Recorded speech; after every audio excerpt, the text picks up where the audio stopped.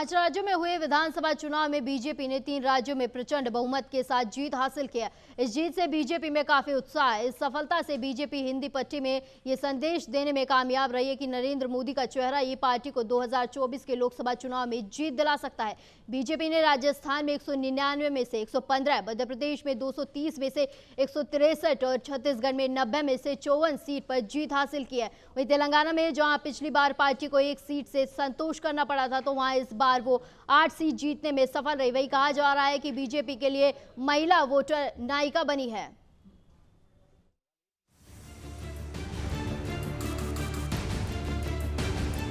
इसलिए वो बीजेपी को चुन रहा है, लगातार चुन रहा है। हर तरफ एक ही गुंज है, जन जन की यही पुकार।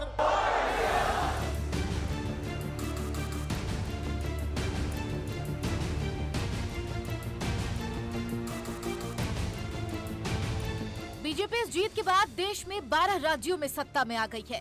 वहीं कांग्रेस हार के बाद 3 राज्यों में सिमट गई। इस जीत के बाद प्रधानमंत्री नरेंद्र मोदी ने बीजेपी कार्यकर्ताओं को पार्टी के दिल्ली मुख्यालय से संबोधित किया था। उन्होंने बीजेपी की जीत को ऐतिहासिक और अभूतपूर्व बताया और कहा कि सबका साथ और सबका विकास की भावना की जीत हुई है। अपने 40 मिनट के भाषण में उन्होंने कहा कि भारत के विकास के लिए राज्यों के विकास की सोच की जीत हुई है।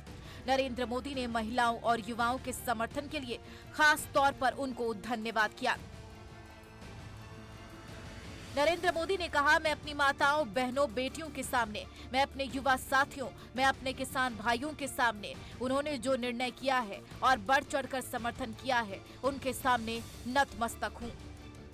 उनका कहना था, इस चुनाव में देश को जातियों में बांटने की बहुत कोशिश हुई, लेकिन वे लगातार कहते आए कि उनके लिए 4 जातियां ही सबसे बड़ी है। उनमें नारी शक्ति, युवा शक्ति, किसान शक्ति और गरीब परिवार है। पीएम मोदी ने कहा कि इन 4 जातियों को ही सशक्त करने से ही देश सशक्त होगा। पीएम मोदी ने कहा था, आज बड़ी संख्या में हमारे ओबीसी आदिवासी साथी इसी वर्ग से आते हैं और इन चुनाव में इन 4 जातियों ने बीजेपी की योजनाओं को और रोड मैप को लेकर उत्साह दिखाया है और हर गरीब कह रहा है कि वो खुद जीता है। वंचित और किसान यह कह रहा है कि वो खुद जीता है। इस जीत में हर महिला अपनी जीत देख रही है और बेहतर भविष्य का सपना देखने वाला हर युवा अपनी जीत देख रहा है। उन्होंने महिलाओं के बारे में कहा, मैं विशेष रूप से देश की नारी शक्ति का अभिनंदन करूंगा। रैलियों में मैं अक्सर कहता था कि इन चुनाव में नारी शक्ति यह ठान कर निकली है कि भाजपा का परचम लहराएगी और जब देश की नारी शक्ति किसी का सुरक्षा कवच बन जाए तो कैसी भी ताकत हो उसे नुकसान नहीं पहुंचा सकती। कहा कि हर बहन बेटी को यह साफ साफ लगता है कि बीजेपी ही नारी गरिमा, सम्मान और नारी सुरक्षा की सबसे बड़ी गारंटी है। पीएम मोदी ने कहा, नारी शक्ति वंदन अधिनियम साल 2023 में दोनों सदनों में पारित हो चुका है। लोकसभा और राज्यों की विधानसभा में महिलाओं को 33% आरक्षण देने वाले इस अधिनियम को मोदी सरकार ने सितंबर में बुलाए गए संसद के विशेष सत्र में पेश किया था। विधेयक में कहा गया है कि लोकसभा राज्यों की विधानसभाओं और राष्ट्रीय राजधानी क्षेत्र दिल्ली की विधानसभा में 1/3 सीटें महिलाओं के लिए आरक्षित होंगी। हालांकि यह माना जा रहा है कि कानून वर्ष 2029 से पहले लागू नहीं हो पाएगा। नरेंद्र मोदी ने अपने संबोधन में कहा कि महिलाओं ने बीजेपी की योजनाओं, शौचालय, बिजली, बैंक में खाते और नल में जल जैसी बुनियादी सुविधाएं पहुंचाने के लिए ईमानदारी से काम किया है और कैसे आर्थिक भागीदारी बढ़ाने के लिए लगातार काम कर रही है। साथियों, मैं आज विशेष रूप से देश की नारी शक्ति का अभिनंदन करूंगा।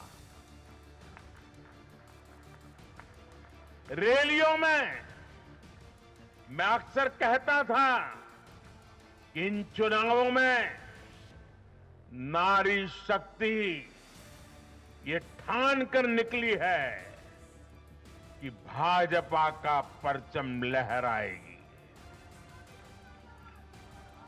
और जब देश की नारी शक्ति किसी का सुरक्षा कवच बन जाए तो कैसी भी ताकत उसे नुकसान नहीं पहुंचा सकती। आज नारी शक्ति वंदन अधिनियम ने देश की माताओं, बहनों, बेटियों के मन में नया विश्वास जगाया है। आज देश की हर महिला में ये भरोसा जगा है कि भाजपा सरकार में उनकी सक्रिय भागीदारी को नई बुलंदी मिलने वाली है। आज हर बहन बेटी को साफ साफ लगता है कि बीजेपी ही नारी गरिमा, नारी सम्मान, नारी सुरक्षा की सबसे बड़ी गारंटी है।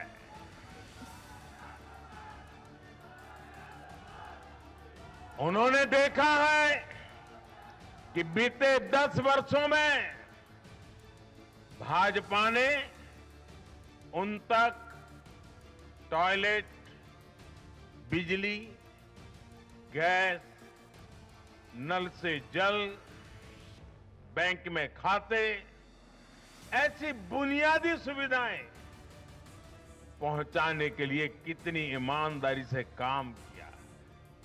वहीं मध्य प्रदेश में शिवराज सिंह चौहान ने सत्ता में आते ही कई योजनाएं महिलाओं के लिए शुरू की, जैसे गरीब रेखा से नीचे आने वाली महिलाओं के लिए लाडली लक्ष्मी, शादी में सामान या नगद की मदद देने वाली कन्यादान योजना और अब लाडली बहन योजना शुरू की थी। और बीजेपी ने जीत दर्ज कर दोबारा सत्ता में आई।